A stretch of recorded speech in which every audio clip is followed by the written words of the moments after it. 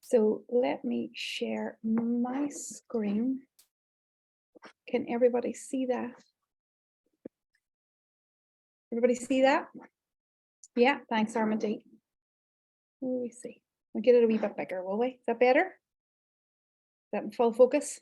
Okay, right. So what we have here is everything that we've done over the 4 nights. We've talked a lot about therapeutic exchange, which includes the therapeutic presentation. It includes what the clients are coming with in terms of diagnosis, in terms of stories, in terms of people, in terms of places, in terms of things.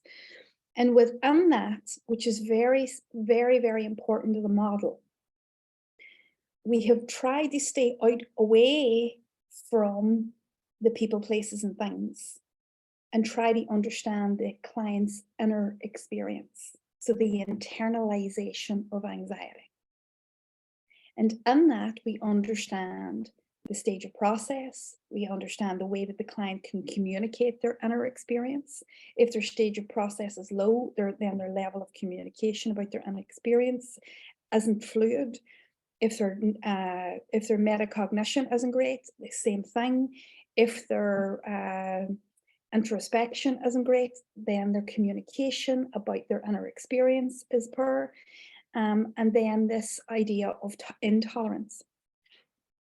So we talked about at some length about the products of the mind inside anxiety and how it can get the client trapped in story and people and places and things, and trapped in certain levels of understanding of stage of process, and how if the client has any intolerance, the client will bounce around this top end of the diamond. Is everybody happy enough for that as a description of where most people end up? And what happens is that we apply interventions at this level. For some clients, that might be the conscious contract. They apply interventions at this level. So what I was suggesting from this model's point of view, that for most clients, about 90% of them, who will have intolerance of their symptoms, that we head over here and we do the body-led work. And the body-led work inside this model, this specific model, is maps and patterns, which is a differentiation from the regulatory work. In this model, we add to the regulatory work through maps and patterns. And we talked about that last night. How did you feel about that material last night? When I have a hammer, I'm looking for nails. Brilliant, Sean. Brilliant. So how did you feel about maps and patterns last night? Was it helpful to you? Brilliant, Wendy. Wendy, I'm so delighted to be seeing you very soon. I was delighted to see you this morning. Fantastic. So yeah, hopefully it made a difference. Now, what we also saw, very helpful, Sean, delighted. So what we saw, yeah, the testimonials were really powerful, wasn't it? I find them very useful. So what we saw last night was not only is this just an intervention, but what it is as an intervention of maps and patterns is it builds the skill for the client. I'm delighted, Thomas, I really am. So maps and patterns builds the skill of everything that we need, but it also opens up the client's capacity for deeper work, should that be the client's conscious contract.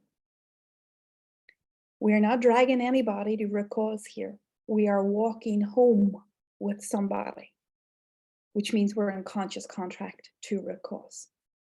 Yeah, everybody happy enough with that? So tonight we're going to do that work. What does root cause mean? What does root cause look like? What is the root cause of our inner pain? What is the root cause of our anxiety? And so that's kind of where we start. My research, yes, the original injury. And that's interesting. I love that, the original injury. I love that, Chin. We're going to add a caveat to that or extra information to that this evening. And that's where within this model, we talk about key and core threats. So what's interesting about key threats are that they are often the original injury. Does that make sense to you? They are often the experience that cannot be tolerated. They are often the experience that the system, the organism, can never re-experience. So what does that mean? What is an experience that can never be re-experienced? So think about some of your clients' backgrounds. Think about some of your clients' traumas. Think about some of your clients' small t's, tall t's. Think about some of your clients, and I use this word, anybody that's clear and trained will be rolling their eyes. Think about the totality of that key experience. So let's look at our case study as a way to frame this. If the key experience is the original injury, the original wound, the primary pain, then we look at our clients that we've been working with, and we look beneath rejection. We look beneath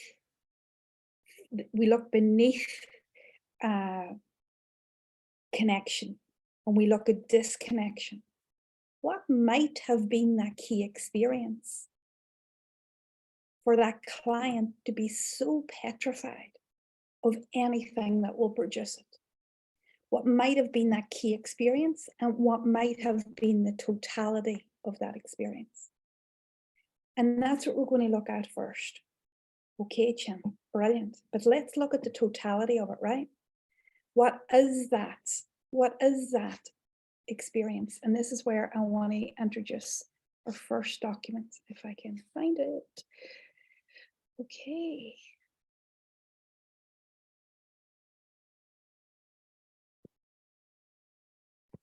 So I want to introduce you visually to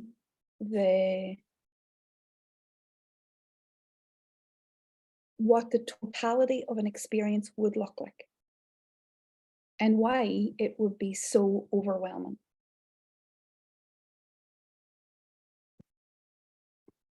Now, I'm going to make this bigger. So, everybody all right? So,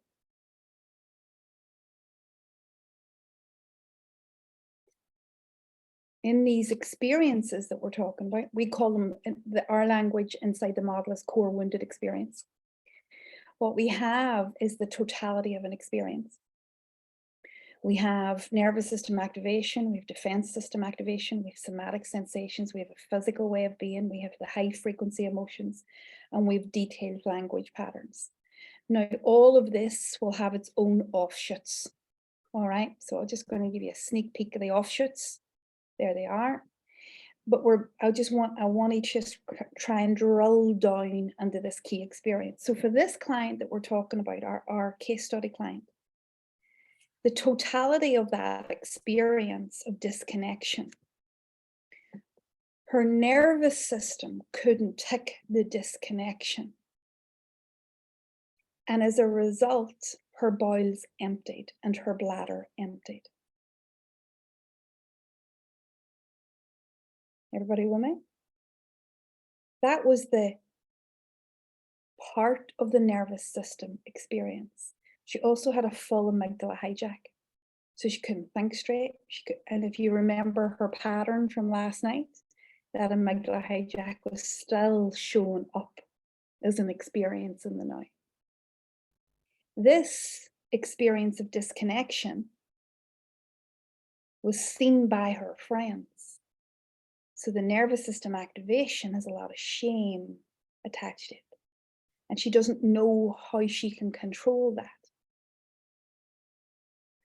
The language patterns that emerged from that core experience were the I ams, the it is, the I am bad, I am wrong, I am broken, there's something fundamentally wrong with me. Do you remember the language that showed up inside the pattern?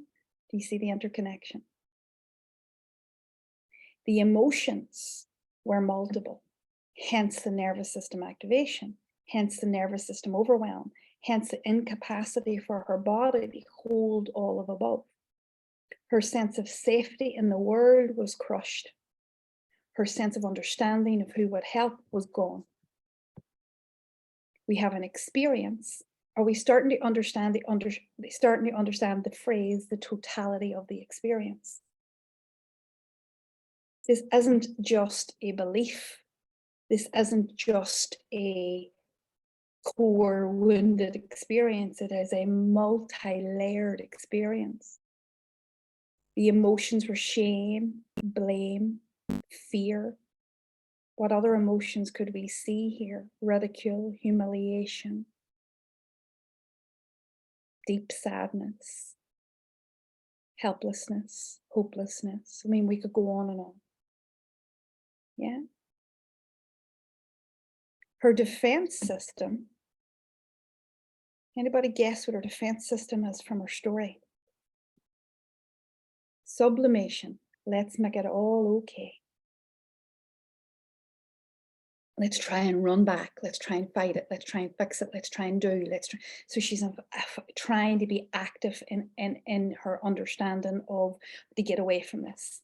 Then the somatic sensations. Let's bring that to the fair, because the shame that's felt in the body is felt in the stomach, and the somatic expression of that is like a rippling effect somatically that runs through the body and up under the chest, on top of the nervous system activation feelings and physicality that is felt.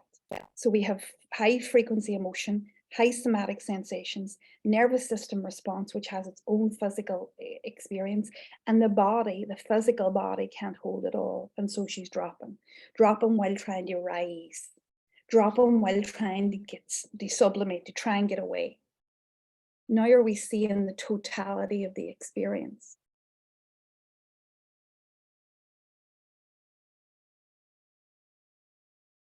This is what she's afraid of, re-experiencing. This is what her neuroception must keep her from. This is what her perception must check. This is what she must unconsciously keep a very strong eye out for. Now we have the first clue in what is intolerable. If you join our program, that word will run through your mind forever. What is intolerable? What is intolerable? All our APP coaches will have that in their mind the entire time. What is intolerable here? What cannot be tolerated? What cannot be tolerated? Are we seeing what cannot be tolerated here? Are we seeing why the nervous system is so activated? Are we seeing why it's so warning? Are we seeing why the client won't come and sit down and talk about this on the first day, second day, third day, fourth day, fifth day, sixth week, 10th week? They might talk about aspects of it. You might hear pieces of it, and you'll hear pieces of it through people, places, and things, but you'll not hear it. Why? And this is what I want you to take this away. You don't do the program, I want you to take this with you, right? Because what gets embedded will become embodied. What got embedded will become embodied. What does that mean? Where the original wound took place, that got embedded. So all of these pieces of the puzzle are still available to the client's experience.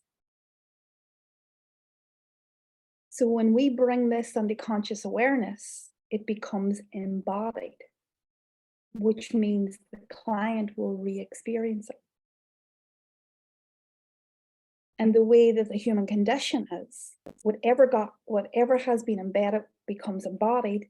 The human condition doesn't seem to have a way of separating out what belongs in the then and what belongs in the now. So we are inviting people back at some level Do you embody, do you re-experience the key wound, the key threat? Are we understanding why we stay so long in people, places, and things? Are we understanding why we stay so long in our heads? Are we understanding why it's safer up there?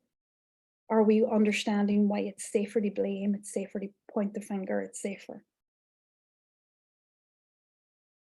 There is a totality of an experience, and let me add caveats to that. This can be less. Doesn't have to be all singing, all dancing. Everybody's key core experiences are different, and they have different patterns, and they have different, they have different intricacies, and they have different experiences.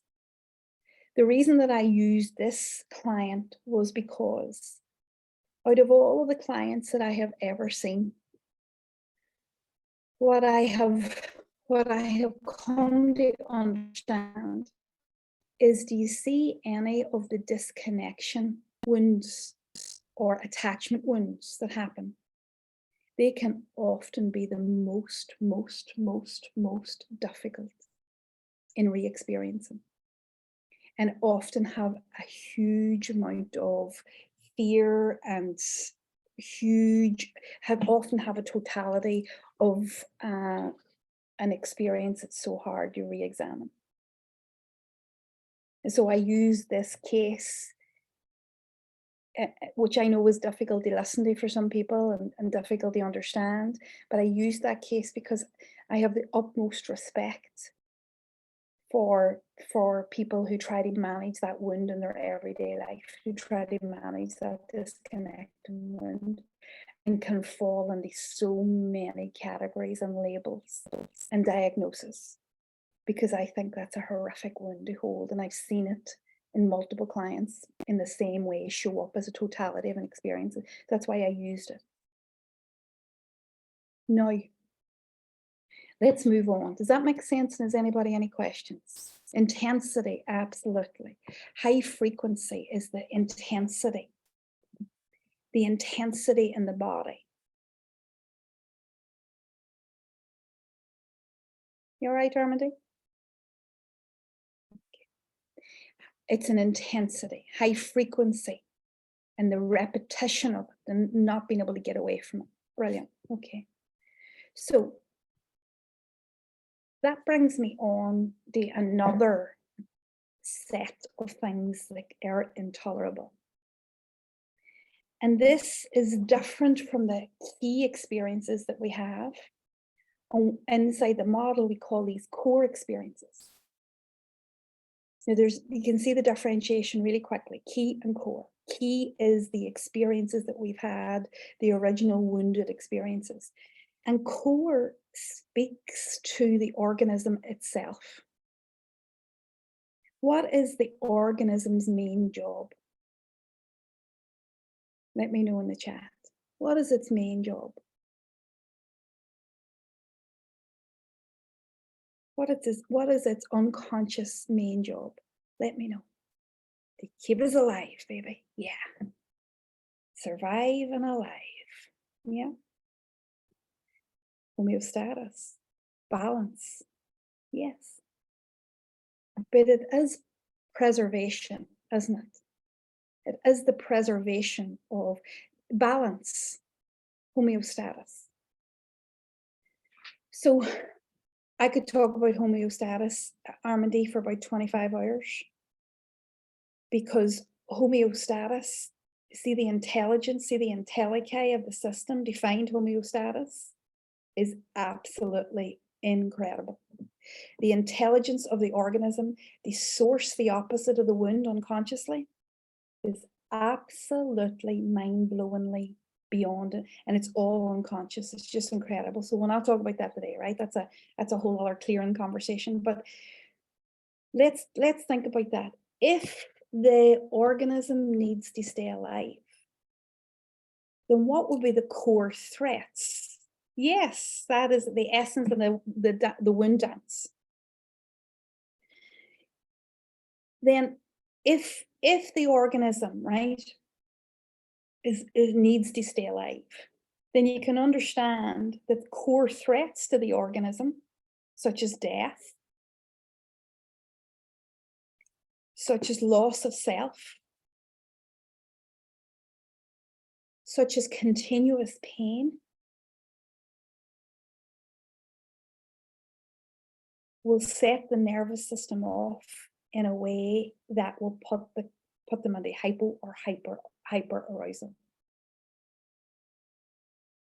If the client perceives that any of that key wounding would kill them, make them lose themselves, lose their mind, lose any form of themselves, or keep them trapped in an eternal pain, the organism will go absolutely bananas. It'll turn on hypo and hyper arousal.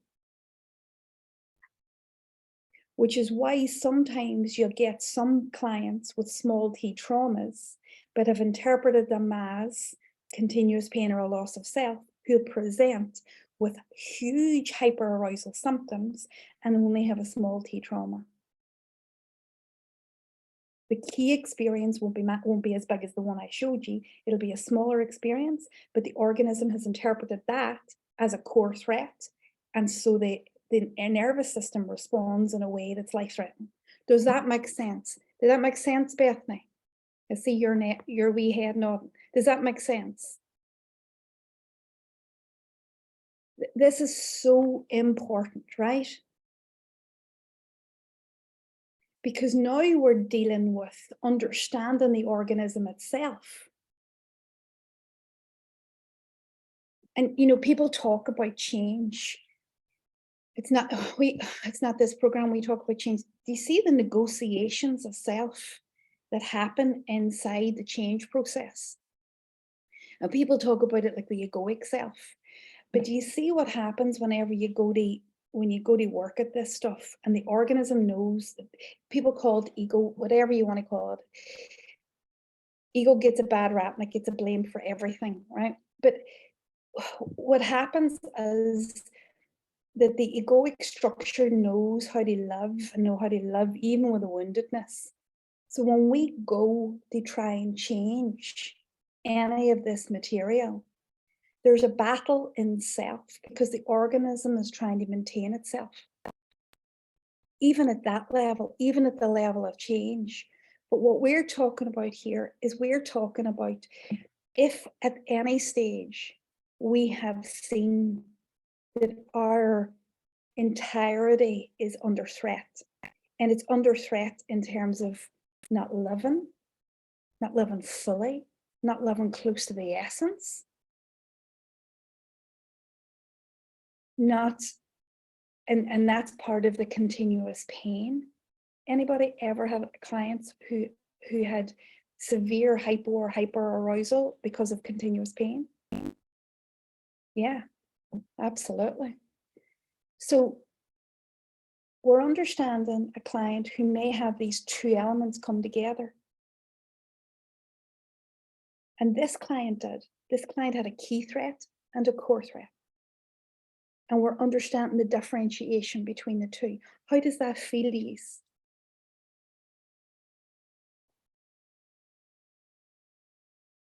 How are you? Tell me how you're doing. I'm going to pull up a wee document for you.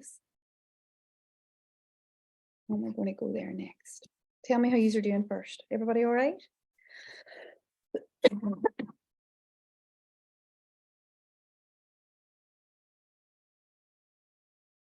Okay.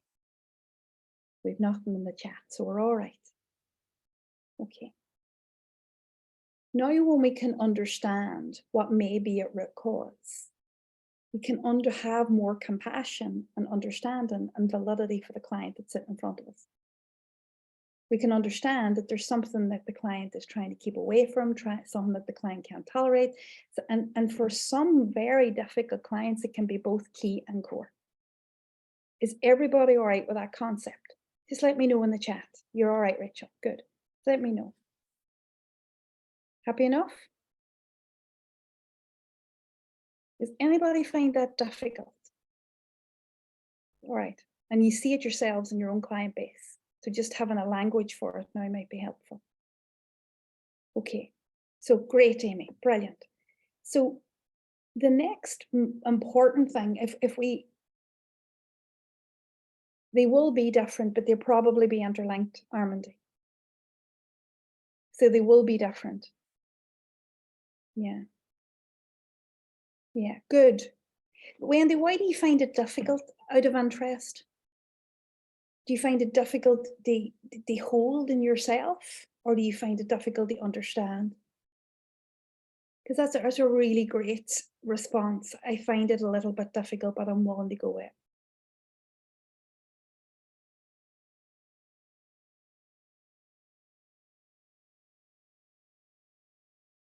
Okay. Oh, what? Oh, just wait for your wee response, Wendy. Brilliant. Okay. So if that's the case, and if we go back to the diamond model, and now we're moving between therapeutic exchange, yeah, we're moving between therapeutic exchange.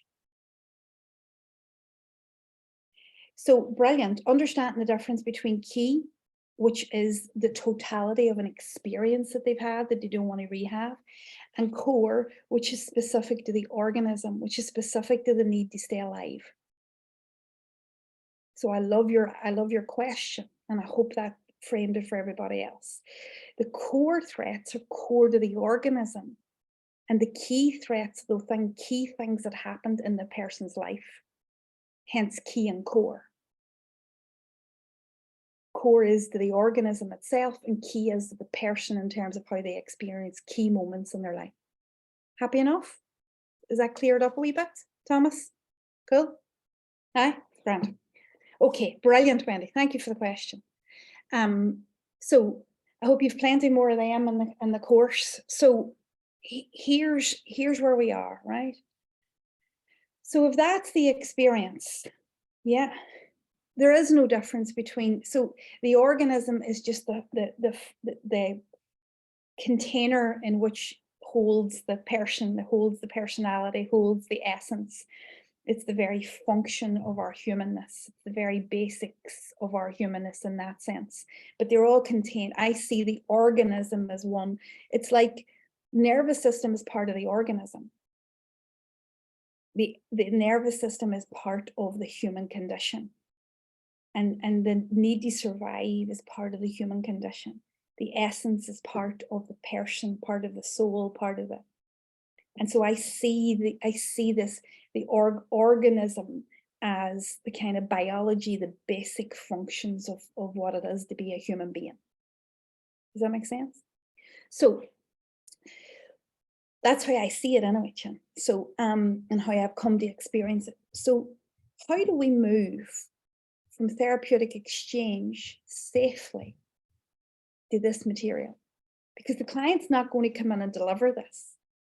The client is not going to one day after maps and patterns just open up and say, here's my key experience and here's my core woundedness. There is a process that happens for most clients. For some clients, and let me know in the chat if you've ever experienced this. For some clients, they may have birthed that experience. What does that mean? It may have come into their conscious awareness and suddenly activated them in a way that is like a Pandora's box moment, or something has happened in their lives, a key experience. And in that key experience, they became like all of a sudden available to all of the material. Anybody ever worked with clients like that, where they're in crisis, that this material wasn't here before and now it's here? And then we have some clients that aren't available yet, and it's like a gentle walk down. How many of these work with people who come in crisis with this material alive and open? Just let me know in the chat. Just type in me. You see clients that come today, Armandi. No way. Oh, wowzers. Yes, Margaret. Yes, Wendy. Okay. And that's a whole different ballgame, because now you're in the heart of the embodiment. Yeah. Oh, we darling. Yes. Yes, absolutely. Separation, so helpful there, Diane. Yeah. So what we're looking at here, right, is that we're looking at clients who have an embodied experience of the key threat. Does that make sense to you? So some clients who have an embodied experience of the key threat, which means it's alive and running through the body, running through the body, running through the awareness. And some clients who aren't there yet. So this work is what we call the Deepening Protocol, is your kind of anti-traumatization protocol. Because we do not want to move from the level of awareness the client is in right to key threats. Is everybody agreed with that? You don't want to be taking the lift to the basement. And you don't want it on fast. You want to be able to titrate very slowly while creating capacity to these core experiences so that we're not re-traumatized. Yeah? Yes, absolutely. Key threats contribute to the fight, flight, and freeze response. Because if the key threats, if you remember that big circle thing, they are the reason internally that the nervous system goes off. So how do we do that safely? That's a really, really important piece. And it would be really remiss of me to show you all of these, this diamond model, show you what root cause is and then leave you. Because it's important for me that we take very safe precautions as we move towards these key threats. Some clients are already there and the cat is out of the bag, and all we're trying to do then after that is contain. And my trick or tip to you is, if you've got a client who's coming and the key threat is already embodied, it's already visible, it's already unconscious awareness, then regulation, regulation, regulation. No deepening, understanding, psychoeducation, separation. This will hold the client's understanding. I don't know if you have heard my own story, but my story is that after the birth, if you've watched the TED Talk, you'll have seen it.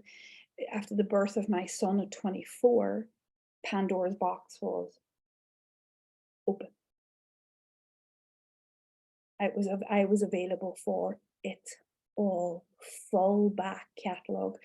And it wasn't just that it was embodied. So every trauma that I had ever experienced, and there was a lot of trauma, was embodied in my body. And I couldn't find anybody that would help me contain it, nor understand it. So containment, understanding, regulation, maps and patterns work will be what you do first, rather than deepening. Even though the client is embodied, even though the client is available. But for the other clients who are working their way to it safely and softly. So how does that happen? Let me show you. And thank you for the questions, Bethany. I really appreciate them.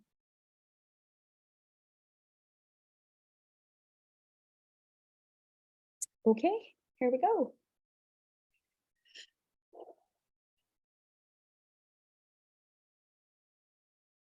Okay, so we start where the client is starting. So we start with where the client's presenting. So we know that if the client is presenting from the place of maps and patterns, we'll have some starting point. We call them shelves of awareness. All right. So what we know is that the key threat will be down here.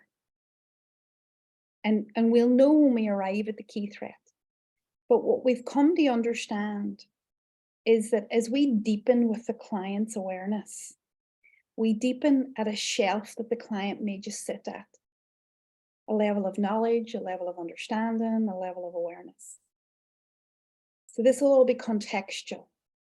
Why, for example, the client that we have, the client's starting point is she now understands that she is afraid to be rejected. She understands that. She's afraid of not being lovable. She'll start there with that knowledge. She'll start there with that understanding. She'll start there with that level of awareness in her body.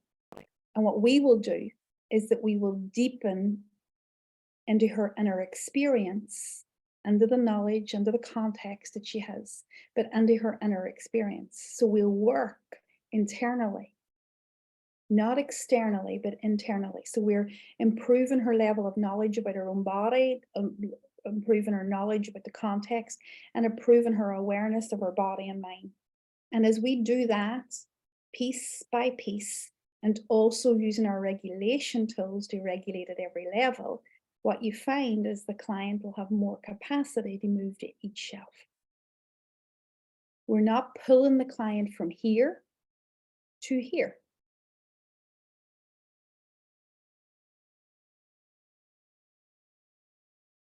What we've found is that a client will move from here, starting point, to here, and they might go back to the starting point, because that's their way of regulating their own narrative, regulating their own capacity.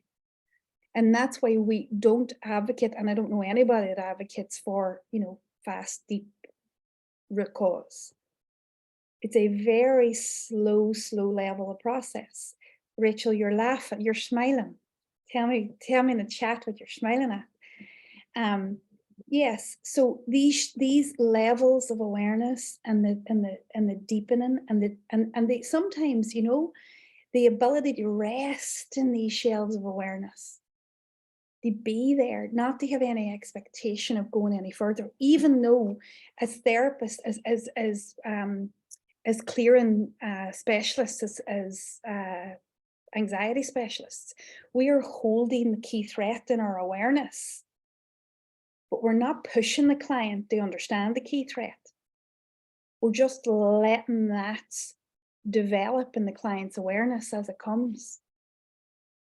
We're not bringing them to the key memory we're not asking them when's the earliest time that happened too quick, especially for anxiety, because what we know about anxiety is, well, we could bring them to a place that's too difficult, too quick for them.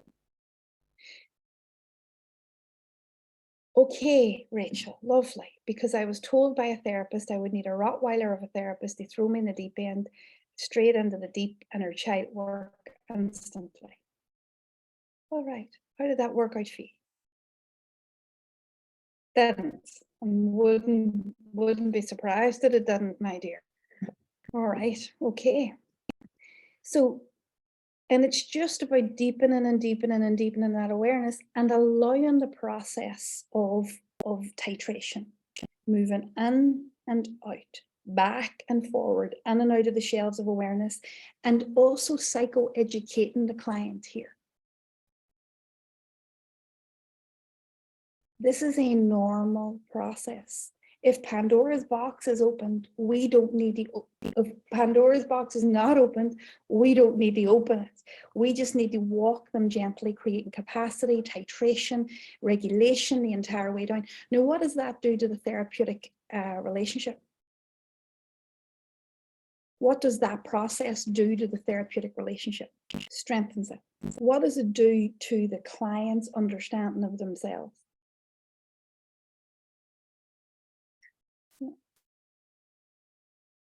It's so, and yeah, attunement with self validates it, normalizes it. There's no pushing or pulling there. So sometimes you'll get a client when you come in, and when you comes on the therapeutic exchange, like the PTSD client who comes on differently, Pandora's box is opened and they're filled with key threats. They're filled with the material. You're still working in the body. You're still using the diamond model. You're still going to do all of that work. What you're not going to do is deepen an understanding of the core threat or the key threat without safety. And for the clients that are stuck in stages of awareness, they're not stuck, they're titrating in stages of awareness very sensibly. Very sensibly. All that you're doing is offering a safe ladder under the material. And in those times, what happens for that client, which is really important to psychoeducate, is sometimes in those moments as you're laddering down, it begins to feel worse. Yes, it increases. Yes, Jen. And that's important. It's important from psychoeducation that it starts to feel a wee bit worse. And sometimes we'll have to offer more support. Sometimes we'll have to offer extra sessions. Sometimes we'll have to offer extra bits. And we'll have to look at our own scheduling and look at our own self and make sure. And this is one of the most questions I get asked in our training is how many anxiety clients do you have? How many clearing clients do you have? What's happening in your own client base? You wouldn't want your full cohort of clients being in this place. You wouldn't want, it just wouldn't be good for you. So managing your client base, well, I would say to our therapists is while important for just to help yourself. How does that feel to you? So I want to get back into the model.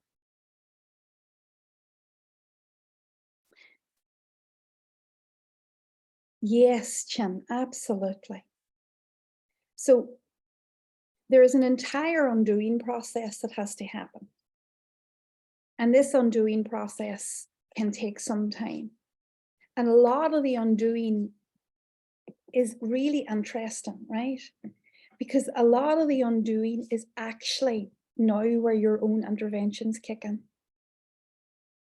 So know your own level of expertise that you've spent an absolute fortune training on, and all the lovely reframing and inner child work. And now you can use that. Now you can work to your heart's content. Those of you that are clearing specialists, just clear it.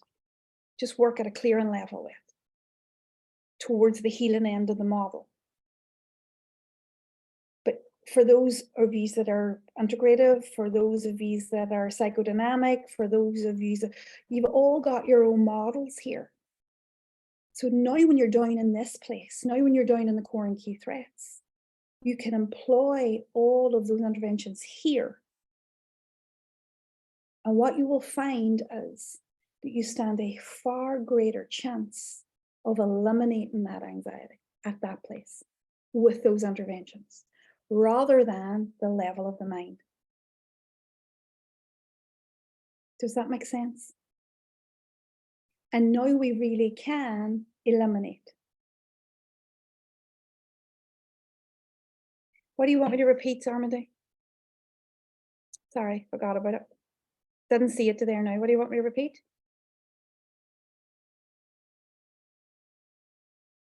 Say it again. Tell me. I don't remember exactly, but it was so good. It was like one sentence back. Sorry. And what was it about? See, I just lost it because it didn't compute. Maybe someone else. It's okay. I don't want to derail you. Sorry, I don't even know. I don't even know what it was. It was good. Okay, sorry. We'll have to rewind it. Sorry, Jordan. Okay, so yes, and supervision becomes an important part of the model. Okay, so here we go, right?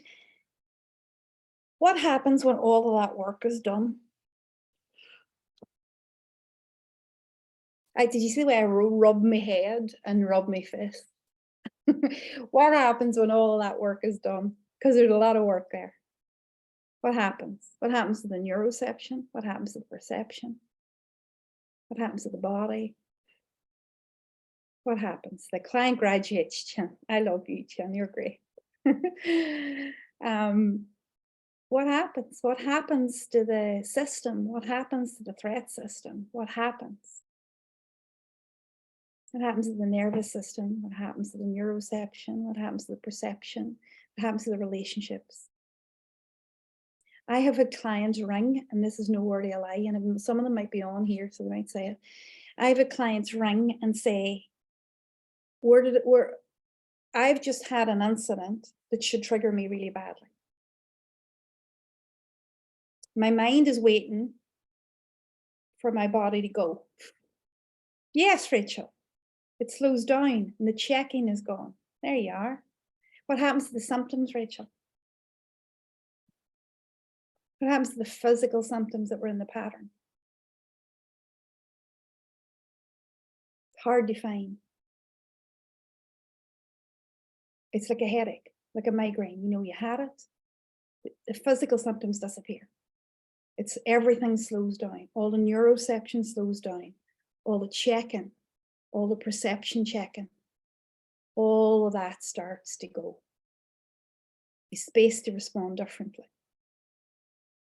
What happens is that the rewiring, the neuroplasticity can now take place. Because the body is no longer holding the key threats, the core threats. The body is no longer remembering the woundedness. It's removed. And now the neuroplasticity takes place. Now there's a new way of, now all the atrophy of the connections are starting to move. Rachel, I love this, Rachel. This is such a classic response. You nearly are checking behind the sofa for the symptoms of anxiety when something should have triggered you, because you're looking for it. And that's the atrophy. The stuff changes, but you know you respond a certain way, so you're looking. And that's that middle ground. It's that middle ground between you don't have a response in your body, but your mind is expecting you to respond a certain way. Because that atrophy of the programming hasn't fully left yet. So it's expecting you to be a certain way. And then when you're not, it's like, okay, maybe it'll come soon. Maybe it'll come now. Yeah. Yes, the client has to adapt to a whole new way of being, a whole new way of becoming. Now then we're in post-traumatic growth, which is a whole other ballgame. But at least we're there. It's life-changing. It's absolutely life-changing. It is, and it's so rewarding to be at the other end of it. Is it, there's a period of self-doubt. Yes, I love that. There's a period of self-doubt. There's literally a period of checking to see where the hell are we. And that period is a wonderful period. We have some videos coming out tomorrow, I think. I would encourage you to watch them. Yes, it transmutes. I would encourage you to watch. They're from real live people. Of course, they're real life people, but you know what I mean. They're from real clients, real people who've been part of this program, and they talk about the change. Fidelma McNamee, who's not here, is one of the videos that are going out. And to hear her story and how she was treated, how she was initially treated for anxiety, and then to see how she was treated with a diamond model, and the difference is incredible. So listen to that tomorrow. It's really, really beautiful. So, but the sense of achievement that you get as a therapist is brilliant. But what's really vital, when somebody comes under you, at least now you know where to take them. At least now you'll not stay, hopefully you'll not stay too long in therapeutic exchange. At least now you'll know where to work in the body. At least now you'll know what the core and key threat is, and you'll have more chance of validating. At least now you'll be able to have more conversation about it. At least now we've opened up the possibility of a systemized way of working. And that was what my hope was for these 4 days. Hopefully I've given you enough information to get on with, to start working with, to put into practice, to make a difference. Because that is genuinely what I really want to do. And if you feel like you'd want more, if you feel like you want to get into the detail of it, if you feel like you want to learn the threat system in its totality, if you want to learn how to create tolerance, if you want to learn maps and patterns and all of the amazing work, and if you want to learn how to work with key and core threats, all of the aspects of it, and if you want to learn how to understand a client, how to assess a client, how to work with a client, how to measure where the client's coming in, then you might consider joining the program. So we have a specialist, it's called the Anxiety and Panic Program. We run it it runs for about 16 to 18 weeks. I teach it live So you come and work with me directly. It's not a pre-recorded program in any way. And we literally systematically, like I've done today, but much more detail, take you through the diamond model and teach you not only the theory, not only the theory, but the skill, because the theory has to accompany the skill. Yeah. And we do that. Now, Billy that was here yesterday, Billy is a facilitator, so she helps with the skill element of it, and I teach the theory element of it. It is a wonderful, wonderful course. I always get mixed up with the details, so let me share them. I'll share when the next cohort is and when we're opening up and all the good stuff.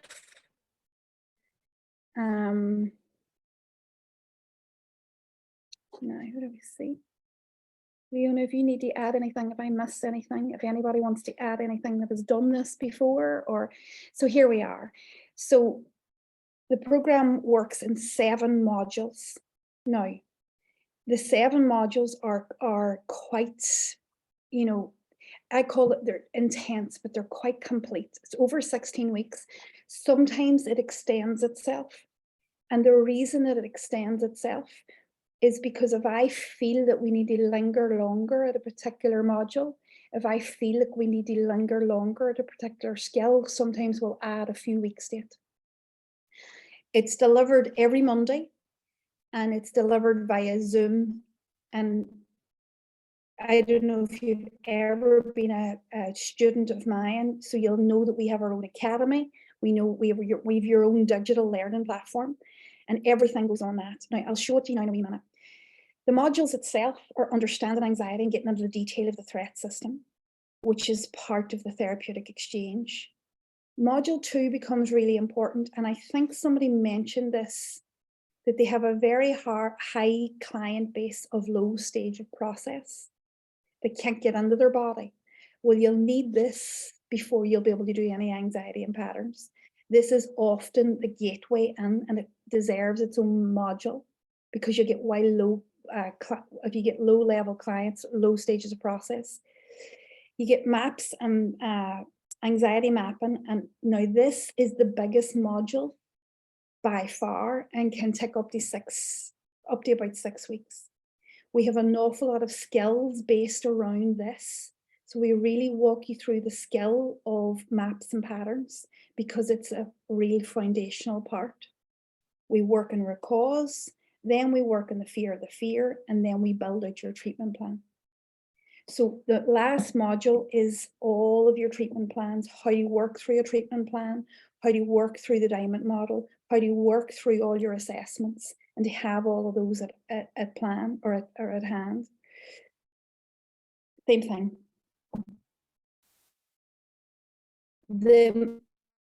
So the module format is as I've described. Now, do you see this? Do you see the training resources? I would stand by our training resources. The amount of resources, the amount of paperwork involved in this, and the amount of documentation that supports you is incredible. All downloadable, all of that. There's loads of bonuses. You don't need me to walk you through the bonuses. You get 2 months supervision at the other end of this as well. I'm offering 40% off the price of the full program for both cohorts. So for the both cohorts, you have an option for to pay in 1 slot or to pay in four slots. I'll show you this now in a wee minute. Yes, everything is recorded. So if you miss a week, you can just come back to it, it's fine. And everything has been checked for CPD. So we've gone through the CPD process of qualifying. We have our group supervision sessions, private peer group stuff. Okay, and that's the much it is. That's how much it's 40% off for anybody that has taken the 4 days that we're here together. So the bonus will run for a few days. So they make sure that everybody gets through the 4 days training, and that's the offer at the minute. I'm not sure what that is in dollars. I'm not sure. I'm sure when you hit the academy, it'll let you know. Scroll on down there, Shauna. There it is. Oh, thank you. There we are. See, Leona thinks of everything. See how I didn't know that was there. So the payment options are, you can do a one-off payment or you can do a 4-pay. In February, you can do a 4-pay or an 8-pay if you want to stretch it out a wee bit. Because I know I want to make it so achievable that we get so many people on the ground. So I know that the price might be lighter than some of the more heavier coaching that's out there, or some of the other stuff that's out there, and it might be on the lighter side, but it does not denote its intensity. I can promise you that. Same, is that the same? Is that dollars, Leona? Very, yeah. So this is Leona that you hear on the other end. Leona makes the world go round. Shauna just delivers the information. Leona makes the world go round. Leona will be your support on the program. So that's us, is it? Yeah. Yeah. A lot of the material is for your clients, but a lot of this is experiential. So not only will you be doing the material for your clients, but you will get a chance. Armandi, is that fair for the programs that you've been involved in? How experiential has it been for you? Yeah, I was going to type that in, but I was going to wait for your cue. Yeah, I think while these 4 days have been amazing, what people haven't experienced probably is how well you pause and let people do their own work, and you pull from people their own experience, and you end up with a lot of healing yourself through the process. It's really, really important to take into consideration. Yeah, so such an important part of the process with experiential learning and experiential healing, because you can bring your client to where you've never been. So it's such an important part. So I appreciate you saying that. Yeah, I think the intimacy in the group is also worth mentioning, that the safety and the intimacy of the cohort is so healing, because we tend to do a lot of good healing in community too. And our cohorts are beautiful. They are beautiful. Yeah, They so really good. are safe. And that's a lovely, yeah, it's lovely to say that about our work, because it is true. The one thing that I would say is that we only take 20 places. This is not a sales pitch, this is true. There is 10 places in October and there are 15 places in February. Let us know if you'd like that. And the next clearing training is coming up. So just let Leona know. The clearing training is probably coming January, February next year, probably late January, early February. This is, we have 10 for October and 15. We only take 20 because we need to keep it tight and I need to be supervising. So if you have any idea that you'd like to, then reach out and let us know. That bonus will be available now for another wee while until everybody gets through it, and probably for another few days until we're filled up. So listen, all of that said, I hope that I did the material proud. I hope I delivered in a way that's helpful to you. I hopefully have delivered in a way that you can tick forward no matter whether you come on board or not. It's honestly, genuinely how I feel about it. I hope to see most of you in the training program. I'd love to see you as specialists at the other end of this, genuinely. I'd love to see you as boots on the ground and being supervised practice with and watch you fly. If there's any questions, anything whatsoever, please don't hesitate to reach out. And I'm looking forward to seeing you all soon. All right. Thank Shauna, you. there's just one wee question there from Yep. Kim. She's chatting about, wants to know about homework and study. A lot of it's experiential. I email Armandi, thank you. A lot of it is experiential. There is obviously a tiny bit of assessment, but it's done through multiple choice. It's so hands-on, Kim, that I will note your progress. It's not like I'm in session and delivering like this. A lot of it's to and froing, and I will note. That's why we only can take 20. I will note whether you're moving or not. I'll know by your questions, I'll know by your answers, and I will be able to move you through it if you're stuck. And so that's the reason that we don't really do too much heavily laid homework, because it's about showing up to the sessions, and it's about integrating, and it's about the experience of it more than it is the homework. And you'll find that a lot of it is, once you've integrated it, a lot of the homework's done, because it's inside you. It's not here, it's in here. And when it's in here, it's different. You become it. Brilliant. Okay. Yes, it is indeed, Nikki. It is absolutely, and many have done it, and that's no problem. Thank you so much, Wendy. I will see. Wendy signed up last night. Wendy's our go-getter. She's like, I'm getting one of those spots, and I'm definitely be there. So, Wendy, I will see you. I will see you very soon. All right. See you there all. Bye bye, Dawn. It's lovely to see you. Wendy, you laughing at being a go-getter? It's only true, isn't it? Thank you, thank you, thank you, Juliet. Thank you, thank you, thank you. I'll see you all soon. Bye, bye, bye, bye, bye, bye, bye. Much love, Amy. Thank you. Hi, Donna. Thanks, Kim. Thank you. Bye, bye, everybody. Bye, bye, bye, bye, bye, bye, bye, bye. Thank you so much. Bye, bye, bye, bye.